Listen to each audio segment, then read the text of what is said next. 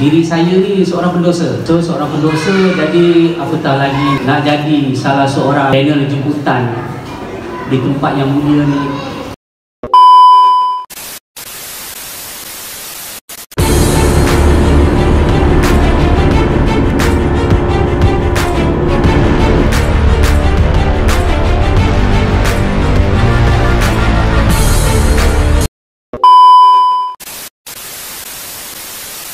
Kita jemput pada hari ini untuk berkongsikan pengalaman-pengalaman beliau.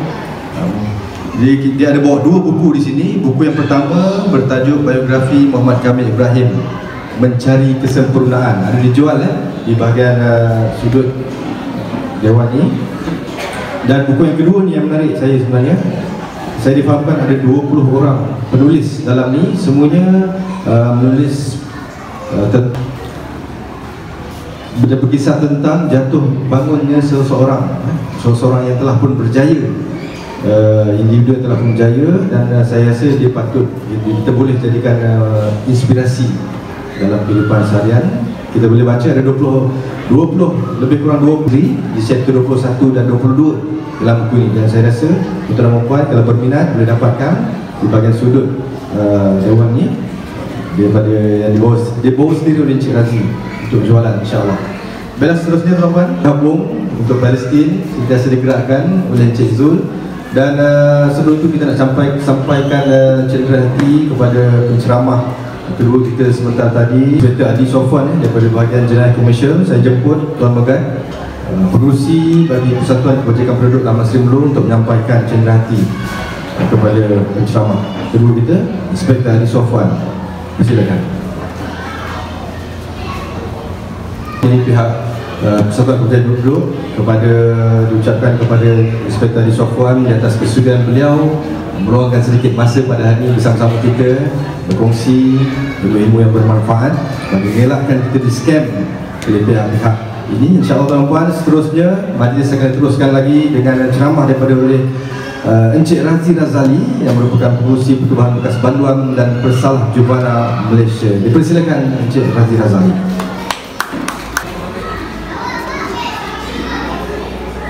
Assalamualaikum warahmatullahi wabarakatuh.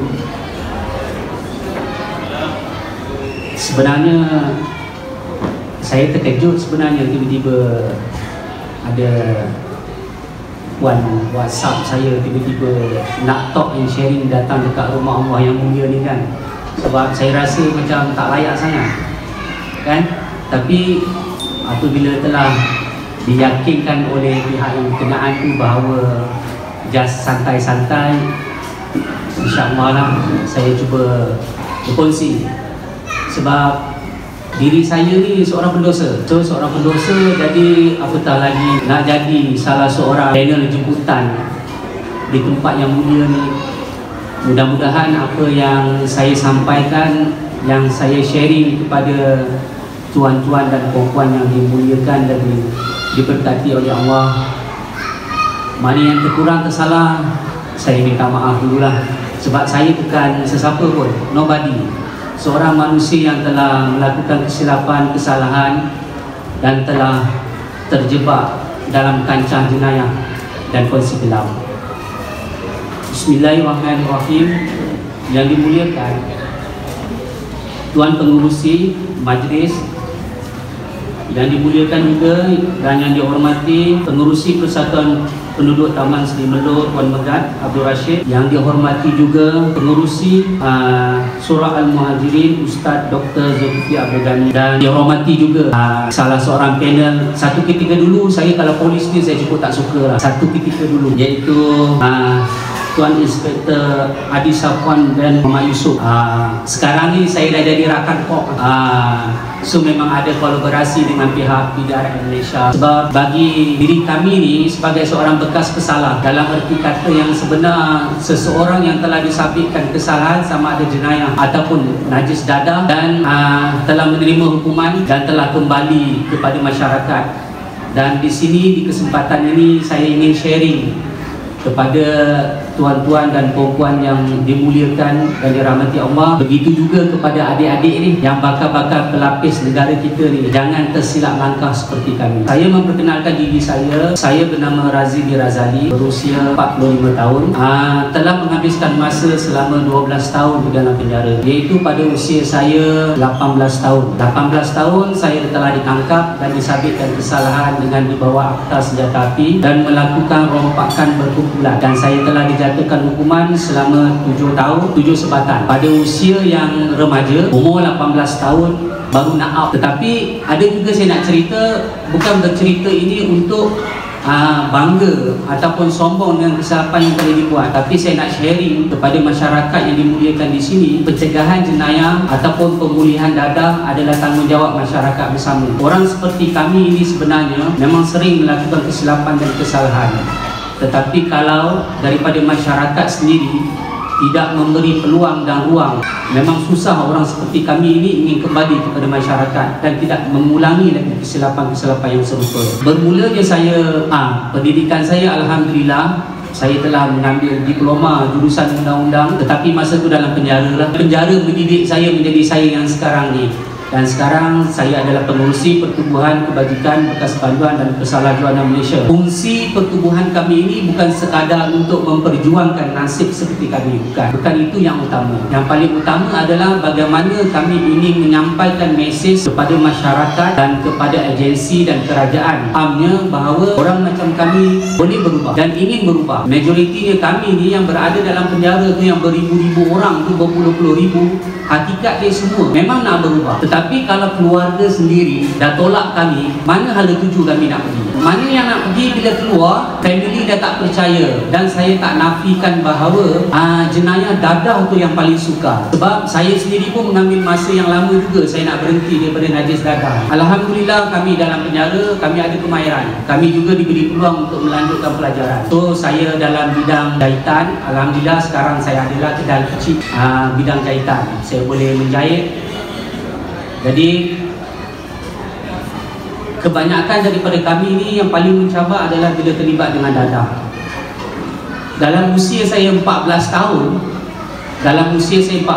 saya dibesarkan oleh keluarga yang boleh katakan keluarga businessman, orang yang berjaya. Bila ibu dan ayah saya sibuk dengan aktiviti dan kerjaya masing-masing, so saya jadi terabai. Saya dibesarkan di Kuala Lumpur, di Bukit Badarik Bangsa. Dalam senangan cerita, dalam usia yang para remaja sekarang ni, dan sekarang budak-budak ni kan, saya ni terpengaruh lah. Bukan niat saya nak menyalahkan ibu dan bapa saya, tidak. Ibu dan bapa saya telah menunaikan tanggungjawab mereka. Sebenarnya bila kurangnya kasih sayang ataupun pantauan daripada ibu dan bapa di atas kekangan mereka di dalam untuk membesarkan kami adik-beradik, so saya jadi tersilap lah. Di sekolah saya jadi seorang yang pembuli, di sekolah saya jadi seorang yang perokok, saya bercampur dengan orang-orang yang atas pada saya. Di sekolah juga saya dah mula kenal-kenal dengan kongsi-kongsi. Daripada situlah dengan jiwa saya memberontak. Dalam arti kata yang sebenar, seseorang itu dididik tanpa agama yang tidak ada, maka itulah saya akan jadi. Kita akan tewas. Saya boleh kembali ke sini, saya berani bercakap di hadapan tuan-tuan dan puan-puan yang dimuliakan sekarang ini. Malahan saya dah pergi satu Malaysia belajar apa semua. Keberanian itu datang untuk berkongsi kepada masyarakat, sebab dalam hati saya berdetik, ya betul, aku seorang pendosa. Aku pernah memalukan keluarga aku pernah memalukan sanak saudaraku, aku telah memusnahkan kehidupan aku. Tetapi apabila berada di dalam penjara, bila diri sendiri ingin berubah, so di dalam penjara dia ada pemulihan, dia ada program PPI dia. So kita nak berubah, Allah akan lorongkan jalan tu. Dia macam mana pun dia akan pergi balik kepada bertaubat dan beriman. Atas kapasiti beriman itu, keyakinan saya ada satu, orang kata apa, fardu kifayah. Memang aku dah tersilap, tetapi aku kena menyampaikan kepada legasi-legasi yang akan datang supaya tidak tersilap seperti orang macam kami. Masyarakat kena tahu kenapa dan mengapa seseorang itu boleh terlibat dengan jenayah dadah, dengan jenayah dan sebagainya. Kenapa dan mengapa? Dan saya tidak nafikan ada juga daripada golongan-golongan kami yang bekas-bekas pesalah ni yang memang tega. Memang kerja dia memang tak ada keinsafan. Memang kerja dia macam tu. Buat apa aku seronok pergi mencuri, berompak, ini dadah apa semua. Saya tak nafikan. Tetapi saya nak memberitahu kepada tuan-tuan dan perempuan dekat sini, majoritinya daripada mereka semua nak berubah. Semua mereka nak berubah. Bayangkan dalam usia saya yang 14 tahun, kerana saya punya nakal ketika itu, saya boleh bakar kereta cikgu sekolah saya. Itulah puncanya saya dihantar ke sekolah Handy Melaka pada usia saya 14 tahun. Bezanya antara sekolah Handy dengan jabatan penjara, bezanya cuma sesiapa yang melakukan kesalahan, disampaikan kesalahan, dia tak ada rekod walaupun apa jenayah yang dibuat. Tapi kalau masuk penjara, automatik ada rekod. Tapi dalam usia saya 14 tahun, apa yang saya tahu? Apa yang saya tahu 14 tahun? Dengan seronoknya, dengan ini apa semua, mudah. Sebenarnya sebab tu saya teringin sangat untuk berkongsi kepada adik-adik ni, kan, dan kepada parent-parent, ibu bapa ni, pada usia yang ketika inilah yang paling kritikal. Sebab saya belajar isap rokok, kan, saya belajar ambil ganja, saya belajar ambil pil. Kalau dulu zaman saya ais mahal, sekarang syabu, sekarang murah. Dadah sintetik tu yang boleh mengakibatkan seseorang tu bertindak lebih bahaya daripada seseorang yang mengambil heroin. Sampai tahap tuan-tuan perempuan tengok boleh bunuh mak bapak, boleh itu, boleh ini. Sebab sebenarnya dadah tu memang cukup berbahaya. Tapi berpunca daripada zaman sekolah lah. Belajar isap rokok, belajar isap ganja. Bila dah merokok, mesti belajar menipu. Bila dah belajar merokok, isap ganja, isap ni. Lepas tu zaman saya yang macam tu, masuk sekolah yang gini. Masuk sekolah yang gini, membakar kereta guru, orang yang mendidik saya untuk menjadi manusia. Bermakna yang pertama, saya dah derhaka kepada ibu dan ayah saya. Yang kedua, saya dah derhaka kepada guru saya. Memang hidup saya jadi susah. Kenapa saya kata hidup saya jadi susah? Bila saya dah masuk ke Handy, memang saya keluar daripada Handy. Di sana Handy itu seperti sekolah, cuma beza dia satu pusat pemulihan di bawah jagaan Jabatan Penjara Malaysia. Alhamdulillah di Handy saya habiskan SPM saya, tapi saya dipilih untuk menjadi pelatih projek sukan supom boxing masa tu 1998. Tapi itu tak menjadikan saya untuk berubah. Dalam usia 18 tahun, tengah nak up, jiwa yang kosong, tahu agama hanya daripada segi keturunan saja. Apa yang berlaku bila keluar? Aku pelatih projek supom, aku diserapkan dalam ATM untuk mewakili negara. Nampak dia punya gah kan? Pada ketika itu mak dan ayah saya dah tak ada. So saya dah tak ada siapa dah. Saya dah tak ada siapa dah. Saya nak apa? Nak rasa ni dah tak perlu risau. Apa berlaku? Orang akan dekat kita. Modus operandi itu, MO tadi itu, orang akan dekat kita untuk rekrut kita menjadi benda yang macam tu. Dan sekali lagi saya tersilap langkah, boleh terlibat dengan kongsi. Sebab tu saya minta ibu dan ayah berhati-hati dengan para remaja sekarang, pantau orang. Banyak MO, modus operandi sekarang ni, kan, yang rasa abang kawasan lah inilah. Diorang akan cari remaja-remaja yang bermasalah di sekolah. Diorang akan rekrut budak ni. Budak-budak kalau bagi duit jadi seronok. Kalau mak dan ayah tak alert pasal benda ni, jangan menyesal di kemudian hari. Memang risiko. Atas sebab situ, sekali lagi saya bebas Handy, saya masuk penjara. Dalam usia saya umur 18 tahun saya masuk penjara. Masa ketika itu juana tidak diasingkan lagi. Di dalam sistem penjara, pindaan dia dibuat pada tahun 2001. 2001 baru pesalah juana ni diasingkan daripada pesalah-pesalah yang dewasa. Apa berlaku kepada saya? Bukan saya semakin baik dalam usia yang baru nak naik, saya berputus asa dengan hidup. Kenapa aku jadi macam ni? Kenapa aku ditempatkan macam ni? Pada ketika itu saya salahkan ibu dan ayah saya. Adakah mereka sekadar cukup memberi aku makan, minum, hantar sekolah? Yang menguruskan aku mak, yang menguruskan aku mat, orang gaji saja. Mak dan ayah aku tu sibuk dengan kerja aku semua. Apa jadi pada saya? Saya mudah terpengaruh. Agama tak ada. Sebab tu saya kata pentingnya dididikan. Mak dengan ayah dengan budak-budak remaja yang perlu dekat kena jadikan diorang kawan-kawan.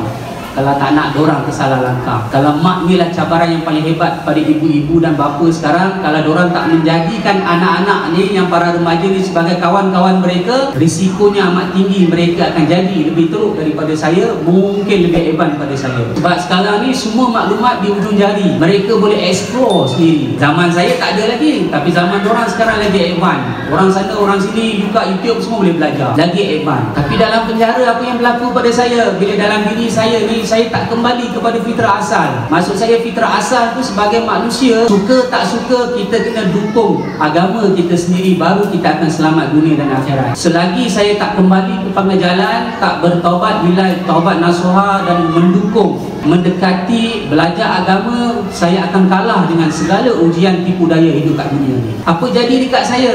Dalam usia 18, umur saya 20 tahun, sepatutnya saya ada lagi 2 tahun saya dah boleh bebas. Saya boleh bergaduh dekat dalam penjara yang telah menyebabkan kematian banduan. Tambah lagi hukuman saya 10 tahun. Masa tu tuan dia tak bekerja lagi lah. 1998, tuan, saya rasa masa tu tuan masih belajar. IPD Kajang tu lah, daripada penjara Kajang tu saya pergi duduk 2 minggu. Masa ketika itu dekat Kajang ni masih tidak ada lagi mahkamah section. Diorang akan charge saya dekat mahkamah Ampang. Saya ditambah lagi hukuman 10 tahun. Apa jadi dekat saya? Saya tengok dekat dalam ikhlas saya bagi tahu. Dalam penjara tu universiti orang belajar pasal jahat 99%. Walaupun Jabatan Penjara menyediakan program pemulihan yang terbaik, tapi majoriti kami yang dekat dalam tu 99% belajar ilmu yang tak baik. Bayang cabaran dia macam mana. Kalau boleh elak-elak, janganlah bagi anak masuk dalam jail. Walaupun niat nak bagi pengajaran kan, janganlah. Seboleh-bolehnya elakkanlah. Walaupun dia mencuri ke apa ke, sebab itu bukan jalan yang terakhir. Sebab risiko je bila mereka masuk, mereka lagi advance. Sebab dia akan jumpa dengan mentor-mentor orang tu kan. Dia akan program dengan budak-budak ni, alah tak ada apa-apa semua. Dan bila dia keluar, dia akan lagi 10 tahun saya ditambah lagi, menjadikan saya nak. Lepas tu niat saya mengambil PJJ, niat saya menyambung belajar, ambil diploma perundangan kat dalam jail. Niat saya ketika tu nak lawan dengan penjara, nak lawan dengan polis. Niat macam tu. Bila bertuhankan nafsu, beraja di hati ni, bertuhankan nafsu. Aku dah tak ada mak ayah, mati pun tak apa. Dia prinsip dia jadi mati sekali, hidup 2 kali. Tak takut apa. Yang buatkan saya jadi insaf, lepas jadi kes tu saya boleh bergaduh dengan pegawai penjara pula. Bayangkan orang yang menjaga saya, mendidik saya, bagi saya makan, saya lawan dia, saya pukul dia, saya kena tambah lagi hukuman. Saya kena tambah lagi 6 tahun, 18 sebatan semua saya kena. Sampai mati saya akan bawa sebatan hukuman saya ni. Kalau satu hukuman sebatan tu adik, bukan cakap adik, kalau bapa adik pun, kalau guru silat pun, master ke, kalau gangster besar pun kan, ayah anda ke apa ke, kalau tak ikat dia kena rotan, dia lari. Sakit tak sakit kena rotan tu dia. Sebab kena ikat. Kalau tak kena ikat, lembu tu pun boleh lari, boleh koyak, bukan rotan macam dekat sekolah. Tapi apa yang buat saya sedar? Satu masa terdetik dekat hati saya sampai satu tahap, punya yang teruknya saya dekat dalam penjara. Saya ditukar penjara sini, saya ditukar penjara sini, 6 penjara saya ditukarkan. Daripada penjara Kajang ditukar Sungai Buloh hantar Penang pergi Keluang pergi Taipei, pergi Pokok Sena. Teruk tak teruk? Okay, bermasalah lah. Kalau bekerja tukar memang masalah. Tapi nak jadikan cerita asbab kenapa saya boleh berubah, apabila banduan cubaan membunuh ke atas saya. Saya diserang oleh 5 orang banduan, keluarga asing. Berlubang-lubang ni badan saya ni, kena tikam. Kalau ikut logik akal, saya dah mati. Sampai sekarang ni saya bawa parut ni, bila saya buka, saya tengok cermin kan, ya Allah, kenapa kau tak nak tarik di nyawa aku? Kenapa kau nak bagi aku hidup ni? Dah duduk kat ICU seminggu. Sampai macam tu saya putus asa, saya kata, kenapa ya Allah nak adik aku hidup lagi, adik aku mati kalau aku ni menyusahkan orang. Tapi berdetiknya ada satu hamba Allah tu, ustaz dekat dalam kan, dia kata kita ni Allah jadikan bukan sia-sia. Wa ima sekalipun benda yang kita paling tak suka, minta maaf, contoh kan, babi, binatang babi tu sebenarnya dia lebih mulia pada manusia. Kalau kita manusia tak ikut iman, tak ikut akal, dia manusia yang mulia, dia hukum najis saja. Kenapa kita nak marah babi? Contoh kalau kita kata kalau minum arak aku marah, tapi cuba kita fikir balik, mengumpat tu lebih teruk daripada minum arak. Minum arak dia rosakkan diri sendiri, mengumpat lebih teruk daripada dia minum arak. Sebab tak nampak. Bila Allah dah lorong yang macam tu, saya dah tak toleh. Saya dah mula betul-betul bertaubat. Saya berdamping dengan orang yang akan mengingatkan tujuan asal kenapa saya ada di muka bumi ini. So saya dah tak mengorak langkah. Daripada situ saya mula, walaupun kami dalam komuniti yang sedikit, nisbah dia 10 orang, kami 3 orang je. Yang 7 orang ni semua bangga dengan kejahatan. So saya tak boleh toleh. Saya fikir selagi kita nak berubah, jangan sesekali kita menyalahkan faktor luaran. Jangan kita kata ini punca, ini punca, ini punca. Itulah sebenarnya kenapa saya jadi sering menyalahkan situasi dan keadaan di atas apa yang telah menimpa pada diri sendiri. Alhamdulillah Allah mudahkan jalan saya. Saya keluar, saya bebas. Saya ingat bila saya bebas, saya ingat 2008 saya bebas, saya ingat saya dah kuat. Okey, aku berazam, aku keluar penjara kan, aku nak berazam. Rupanya tidak. Keluar, isi borang bekas banduan, orang tak nak ambil. Pergi sini, masyarakat cakap ini bekas banduan. Nampak betapa kuatnya cabaran yang saya tempuh. 2008 saya keluar, umur saya 30. Dan sudah je yang dekat dengan saya, kawan-kawan saya lah yang kat jalan je. Buat apa kau tengok masyarakat ni apa semua ni, apa semua. Kau tengok diorang tak boleh terima kau apa semua. Tak payah. Siapa nak bagi kau makan apa semua? Keluarga buang kita, masyarakat tinggi kita. Macam mana kita nak survive hidup? Maka jadilah daripada 2008, 6 tahun saya terlibat dengan kongsi gelap, yang telah 2014 mengakibatkan saya telah ditahan.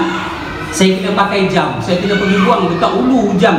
Betul-betul polis buang, KDN buang saya dekat Bukit Jelai. Betul-betul di antara tempat jin tendang. Kita ingat kita pandai. Mana mungkin satu individu nak lawan dengan satu organisasi. PDRM kan, diorang besar. Tapi atas kekangan itu kita keluar, kita nak bekerja, kita nak memulakan kehidupan baru. Majikan dia boleh trace kita, kita ada rekod. Macam mana nak survive, nak makan? Macam mana? Keluarga tolak kita, masyarakat pinggirkan kita. Memang kesalahan yang kita buat tu memang besar, tapi hukuman kita dah diterima. Kenapa tak boleh bagi peluang? Bila kita lepak kat masjid, ni nanti ada tabur masjid hilang lah ni apa semua. Saya tak nafikan ada segelintir daripada orang senasib macam kami buat kerja tu. Tapi itu orang itu. Takkan nak pukul semua yang macam tu. Saya kena buang. Saya lagi marah. Saya lagi marah dengan pihak polis, dengan kerajaan Malaysia. Saya marah. Apa ni? Lagi besar-besar boleh buat kau sibuk kacau aku yang kecil ni apa semua. Sampai tahap saman KDN apa semua. Tapi sampai satu masa bila saya duduk dekat sana, Allah jentik lagi hati saya. Dia kata ada yang tak betul sebenarnya dalam hati kau. Itu yang saya kata kena balik betul-betul, kena betul-betul ikhlaskan. Cari dengan orang yang betul-betul boleh menunjukkan. Kalau kita berdamping, sebab tu saya tekankan kepada kawan-kawan saya, kalau kita nak berubah, kena cari jemaah, kena duduk dalam kelompok yang memang orang tu betul-betul nak berubah. Dia boleh bagi jalan pada kita. Sebab tu saya dah tak tolong. Saya keluar. Lepas tu bukan keluar, saya habiskan saya punya betapa terseksanya kan, bila kita kena pakai dah lah bebas, duduk dalam penjara, keluar pun orang bagi pakai jam lagi, kita tak boleh keluar kawasan. Kita keluar kawasan daerah, polis boleh detect, sekejap dia sampai. Kita langgar, kita kena masuk jail. Jadi saya fikir balik, bila dah terlibat, sebab tu saya rasa macam tanggungjawab kenapa kami ni bekas pesalah nak menubuhkan satu pertubuhan, mendaftarkan satu pertubuhan ini kepada untuk menyampaikan kepada masyarakat. Sebab sekarang alhamdulillah melalui kerajaan, melalui Jabatan Penjara Malaysia, diorang dah buat sistem integrasi, bermakna sistem pemulihan. Sekarang ni majoriti majikan di luar sana keluar, diorang dah don't care you bekas bersalah ke tak bekas bersalah ke, diorang bagi peluang bekerja. Alhamdulillah lah sekarang. Malahan ada sistem payroll, ada sistem pelepasan awal. Jadi sekarang ni orang seperti kami dah tak boleh bagi alasan tak ada peluang pekerjaan. Sentiasa ada. Malahan rumah perantaraan pun ada. Orang tu nak berubah ataupun tidak saja. Tapi zaman saya tu tak dapatlah peluang macam tu. Dan akhirnya alhamdulillah saya dah tak nak fikir benda apa lagi dah. So saya kena hijrah. Saya dah tak boleh duduk dekat Kuala Lumpur. Saya bekerja sebagai tukang jahit. Lepas tu saya juga menjadi trainer catur di sekolah-sekolah. Sebelum tu saya terlibat dengan program Rebel Kuning lah, yang dianjurkan oleh Kementerian Belia dan Sukan. So saya sharing kepada sekolah-sekolah yang high risk. Begitu juga sekarang kita ada kolaborasi dengan JKKK, yang Jabatan Kuasa Penduduk ni. Kita sharing dengan parent-parent, dengan adik-adik ni. Waktu kritikal inilah punca, kalau salah tengok diorang akan jadi lebih teruk. Alhamdulillah 2019 adalah hamba Allah yang sudi terima saya untuk menjadi suami. Dan 2000 lepas tu MCO 2020-2021 22 alhamdulillah Allah bagi saya peluang pergi umrah. Dan sampailah sekarang. Maksud saya di sini, saya minta maaf sangat. Saya tahu saya bukan yang terbaik dan bukan baik. Tapi kami rasa macam satu tanggungjawab. Saya sayang bangsa saya, agama saya. Jadi kalau kami tak berkongsi, cakap daripada hati kami dan pengalaman kami sendiri, masyarakat tidak akan tahu. Sebenarnya orang yang macam kami sampai bila? Duduk di penjara makin lama makin bertambah, bukan kurang. Kalau tuan tanya pun, kalau tuan tanya dengan pihak polis pun, tangkapan hari-hari banyak. Tapi majoriti mereka tangkapan semua berpunca jenayah tapi pasal dadah. Boleh tanya dengan tuan kita, majoriti kes tangkap jenayah tapi mesti dadah. Dadah berpunca mana? Jangan salahkan pihak polis kenapa diorang tak tangkap, kenapa tak tangkap. Sebenarnya benda tu mesti bersalah pada kita sendiri. Kita tak boleh hidup dalam masyarakat nafsi-nafsi, tak boleh. Kalau kita nafsi-nafsi, kau punya anak, memang sampai bila pun risiko dalam masyarakat kita. Kalau kita balik-balik masing-masing keluarga fokus pada market, alert tengok diorang bercampur sama, jenayah dadah mesti boleh berkurang. Kalau dulu nak sampaikan maklumat susah. Sekarang ni hujung jari je, tak ada siapa pun tahu kita memberi maklumat. Kalau kita sayang komuniti kita, kita sayang keluarga kita, memang kita kena macam ni lah saya kata. Anak-anak kena pantau, tengok diorang campur dengan siapa.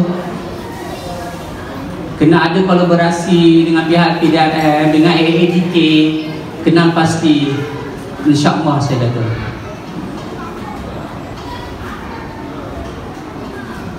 Dan dekat sini juga saya macam tak percaya. Sebab izinkan saya, Profesor Dr. Kamil Ibrahim, saya rasa majoriti daripada tuan-tuan dan puan-puan kenal dia.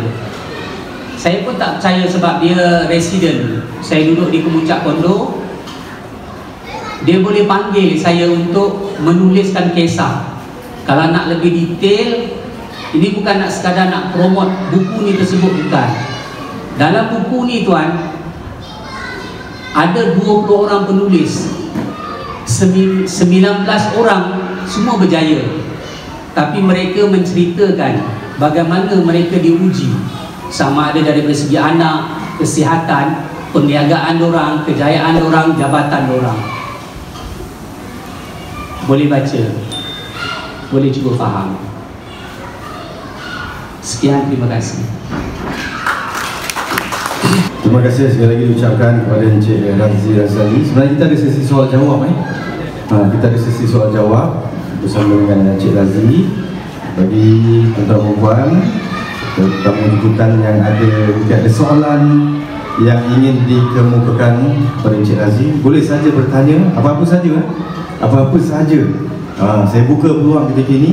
Apa-apa saja soalan yang mungkin ingin ditanyakan secara langsung bersama Encik Razi, boleh saja tuan-tuan dan puan awakan utarakan dalam slot sesi soal jawab, insya-Allah. Ada? Assalamualaikum. Saya ingin tanya Tuan mengenai pengalaman Tuan sebatan itu. Pengalaman sebatan. Terima kasih pada pihak yang bertanya. Ya Allah, memang sakit. Kalau sebab tu sebatan dia dalam penjara tu, tuan boleh buka dekat YouTube, boleh tengok. Memang sakit. Orang kata kalau kaedah dalam syariah Islam pun, dulu pun saya menentang tentang hukuman ni. Saya kata ini kaedah hukuman ni bukan ikut Islam. Dulu masa zaman saya jahil. Tapi kalau tak kena ikat, awak ambil, kalau komando pun awak panggil, kalau diorang boleh kena sebat, saya bayar dekat dia. Kalau dia boleh tahan. Sebab bayangkan bila kita diikat, sebatan pertama, kedua, ketiga koyak. Dan yang sebat tu bukan cikgu sekolah, memang dah dilatih. Kerja dia tu memang tukang sebat. Imagine, dia kira dah pakar, dah expert. Subhanallah, memang sakit lah. Majoriti tu kalau kena sebat, tak pernah lagi lah orang yang kena sebat. Hebat-hebat penjenayah dekat Malaysia pun, Wak Ima dulu kalau orang panggil dia botak cop ke apa ke, dia pun cakap serik dah tak nak buat dah. Tapi pada ketika itulah waktu kena sebat. Tapi bila dah buka tu, kita manusia kan, lupa apa, dia boleh lupa juga. Okey, seperti yang kita tahu, Tuan pernah melakukan kerja-kerja jenayah. Saya cuma nak tahu bagaimana cara Tuan berfikir ketika Tuan melakukan kerja jenayah. Apakah faktor yang menyebabkan Tuan melakukan perkara tersebut? Adakah disebabkan Tuan rasa ruang dan peluang untuk buat jenayah, ataupun ada faktor-faktor lain yang menghasut Tuan untuk melakukan jenayah? Yang tu yang pertama. Yang kedua, ketika Tuan melakukan perkara-perkara jenayah atau menjalani hukuman-hukuman jenayah, apa yang menyebabkan Tuan rasa takut? Adakah hukuman-hukuman yang berlandaskan undang-undang kita ni menakutkan Tuan, ataupun hukuman-hukuman yang di luar undang-undang kita? Masa di undang-undang kita ni macam biasa je lah, pegawai polis menjadi buat hukuman sendiri yang tak mengikut undang-undang, tangkap kita dah lokap, pukul kita dan sebagainya. Adakah itu benda tu menakutkan kita? Kan sebagaimana tadi saya bagi tahu kan, saya satu ketika dulu saya cukup tak suka jabatan polis ni dengan penjara. Sebab tu dalam penjara saya ambil diploma undang-undang. Sebab nak lawan dengan orang kena undang-undang. Sebab dengan undang-undang orang ada kuasa pada ketika itu dulu. Tapi selepas kejadian saya hampir mati tak mati tu, saya dah mula sedar sekurang-kurangnya kalau kita tak boleh memberikan kebaikan, manfaat kepada masyarakat, jangan kita merosakkan. Berbalik pada Tuan, sebenarnya fakta yang sebenarnya majoriti pesalah-pesalah dekat dalam sana, sama ada yang berulang, majoriti sebenarnya mereka dah tak takut nak buat jenayah. Dah tak takut, dah sekadar tangkap, masuk penjara, kena rotan. Antara kena rotan tu dengan duduk penjara tu lagi terseksa. Dikurung, diperlakukan, subhanallah, saya tak banyak bercerita lah. Memang orang panggil neraka dunia. Itu neraka dunia. Boleh imagine kan bila kita kata neraka dunia, hari itu kena MCO 2 tahun pun rakyat mengamuk. TV ada ini, tak ada, marah, polis marah, tentera apa sekat, kami ni bukan panduan dalam penjenayah, kenapa layan macam ni? Sebab itu kena dekat rumah. Imagine yang duduk dekat dalam penjara tu 24 jam, hilang segala hak keistimewaan kita sebagai manusia. Orang tak layan kita. Sebab cuma beza dia, bila duduk dalam kelompok yang majoriti, memang yang tak nak berubah. Majoriti kami dia putus asa. Sebab sebelum ni, sebelum tahun 2000 pindahan, dia buat 2016, Jabatan Penjara, kerajaan melalui Jabatan Penjara, diorang buat pindahan undang-undang. Penjara dulu dia tak ada sistem pemulihan. Dulu penjara lebih kepada sistem deteran, hukuman. Itu yang cakap jenis. Benda yang sama. Contoh, saya boleh tanya juga dengan Tuan. Bayangkan Tuan masa mula-mula dia rekrut kan, sebelum jadi inspektor kan, dia mula-mula berhadapan dengan OKT pun dia rasa juga kan. Tapi dah lama-lama, dah sampai 1 dekad, 10 tahun, dia dah tak heran. Macam tu jugalah pada pesalah-pesalah. Keluar masuk dia nak rasa apa? Dia dah tak ada apa. Macam sekarang contoh, ikhlas saya kata, kenapa sekarang saya ada rasa takut? Sebab saya ada benda yang saya sayang. Saya dah mula ada kehidupan, saya dah mula ada isteri yang saya perlu bertanggungjawab. Jadi kita jadi takut lah. Jangan buat tu, jangan buat ni, jangan buat tu. Sebab tu majoriti mereka dekat dalam sana. Imagine kita duduk dalam penjara, penjara pun ada benda salah, ada dadah, ada rokok. Kita kena tangkap, minta maaf, saya cakap benda yang betul, segelintir. Kita kena tangkap dekat lokap pun ada juga benda yang salah, ada dadah, ada rokok. Sebab dia benda melibatkan manusia. Tak boleh orang akan cari jalan. Tapi kesimpulan dia, kalau kita nak berubah, jangan sesekali menyalahkan situasi dan keadaan. Baru saya dapat jawapan dia. Sebab itulah kita orang membuat keputusan untuk mendaftarkan satu pertubuhan yang berdaftar di bawah RMS. Kalau tidak nanti kan kami dituduh sebagai kongsi pula. Berkumpul 5 orang, 10 orang, dahlah kita ni ada rekod. Walaupun matlamat kita baik, kalau cara salah, dia akan jadi salah. Daftar, nak meyakinkan kementerian apa tujuan kami. Apa tujuan kami berkolaborasi dengan pihak polis. Bukan sekadar dengan IPD, dengan Bukit Aman satu Malaysia kita berkolaborasi. Sebab saya bukan kira majoriti, saya kira bukan kira kuantiti berapa ramai orang nak berubah. Kami rasa terpanggil, siapa yang betul nak berubah, inilah kita platform untuk kita bercakap. Kita sampaikan kepada masyarakat, yang masyarakat tahu, dan pihak agensi boleh tahu, kerajaan boleh tahu, yang sebenarnya kami rasa terpanggil.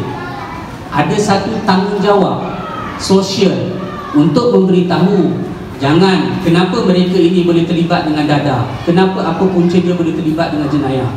Hakikat dia sebenarnya hukuman tidak menakutkan bantuan pun. Saya cakap benda yang betul. Yang pertama kali masuk, dia kena tangkap, memanglah takut, kena tangkap, kena pukul, memang sakit. Saya sendiri pun kalau kena pukul sakit, betul tak?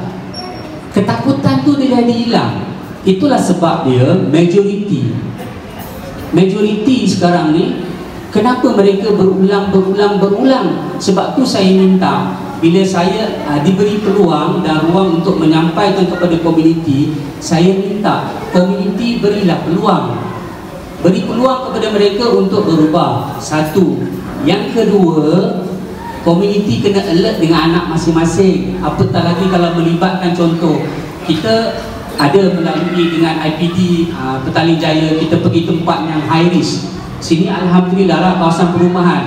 Saya bagi talk and sharing dekat kawasan-kawasan yang flat-flat tu. Situ memang high risk. Dan kita sharing. Dan kita tak takut pun kita nak sharing kepada polis, kita nak bagi maklumat apa semua, kita tak takut. Dan tak risau orang. Kita twist, kalau dulu kita buat benda yang jahat, kita sharing dengan polis, dengan disable, dengan risikan, kenapa orang ni boleh jadi terlibat, kenapa dengan dilapan, kita sharing je. Kita tak nak benda tu berlaku. Kami rasa tanggungjawab, kami tak nak anak bangsa saya ni yang baru nak up ni jadi. Saya tak bercakap tentang diri kami ni dah lepas. Yang saya melihat sekarang ni, sekurang-kurangnya kami ni berusaha untuk membantu yang sedikit apa yang kami sampaikan. Kalau nak kira malu, saya malulah terpampang dekat paper, bekas bandar menumbuhkan pertubuhan apa semua. Memang struggle jugalah saya mula-mula. Saya nak meminta bagi isteri saya sendiri memahami kenapa nak membuka keaiban. Saya punya mertua, dia punya keluarga. Tapi alhamdulillah kan, bila kita yakin dengan Allah, dan hati isteri saya tu pun, tuan-tuan ni semua pun dalam genggaman Allah. Kalau saya bercakap lahir daripada hati, Allah akan bagi hati ke hati. Sekian. Assalamualaikum, Cik Radhi. Saya nak tanya lah, pengalaman Cik Radhi sendiri lah yang paling pahit di penjara lah sebenarnya setakat jadi penghuni penjara. Itulah yang saya kata. Yang pertama, saya hampir mati dalam jail. Yang kedua, bila kita keluar. Dua benda tu lah. Imagine kita semangat keluar, kita semangat kita keluar, kita bebas. Majoriti pada kami keluar semangat bebas, nak memulakan kehidupan. Tiba-tiba saya, polis ambil, buang saya dekat tempat hutan. Polis dia bukan tahu kita buat apa, dia kira ikut rekod kita daripada apa yang penjara, laporan kita setiap tahun. Habis dah dalam penjara, kita lawan penjara, kita menyebabkan kematian bantuan, lepas tu kita bergaduh dengan pegawai. Kerja polis, tanggungjawab dia untuk protect masyarakat daripada benda-benda yang macam ni. Saya tak salahkan polis, tapi itulah rintangan yang perit. Macam tu juga yang majoriti. Contoh, diorang keluar, diorang memang nak berubah. Sebab tu sekarang ni majoriti, sekarang ni bekas-bekas pesalah dekat Malaysia dah tak ada isu kata tak diberi peluang. Saya bercakap dengan kawan-kawan saya bila dekat dalam penjara pun, saya kata dah tak ada alasan majikan tak memberi peluang, komuniti tak beri peluang.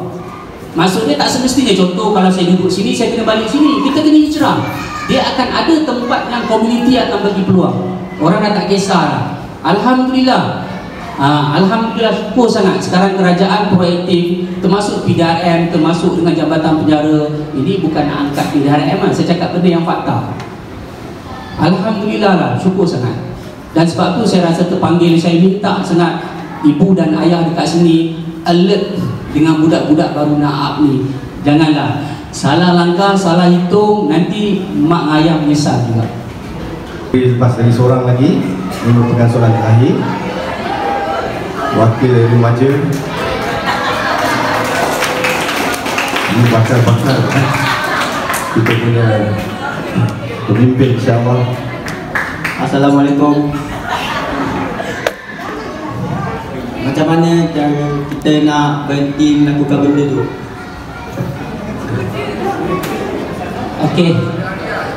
Terima kasih kepada adik. Nama siapa tadi adik?